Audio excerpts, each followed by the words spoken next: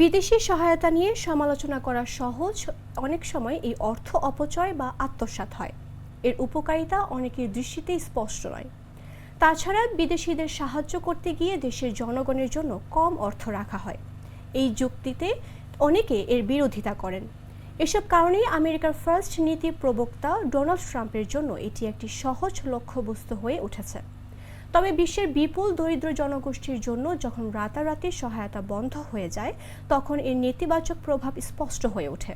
গত 24 জানুয়ারি আমেরিকার পররাষ্ট্র দপ্তর প্রায় সব ধরনের সহায়তা বন্ধের নির্দেশ দেওয়ার পরপরই বিভিন্ন দেশের বহু ক্লিনিক বন্ধ হয়ে যায়। থেমে যায় HIV আক্রান্তদের ওষুধ সরবরাহ সহ অন্যান্য ভাইরাস নিয়ন্ত্রণের কাজ।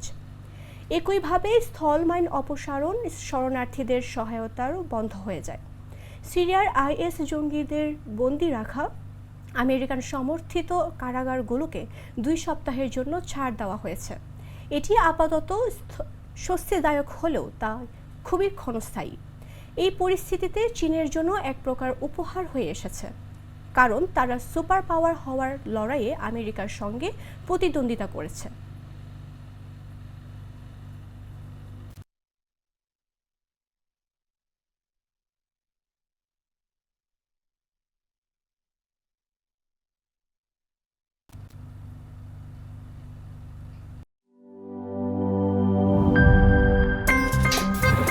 আমার একটা স্মার্ট সিদ্ধান্তে 25% গ্যাসের খরচ কমেছে। ভাবছেন কিভাবে?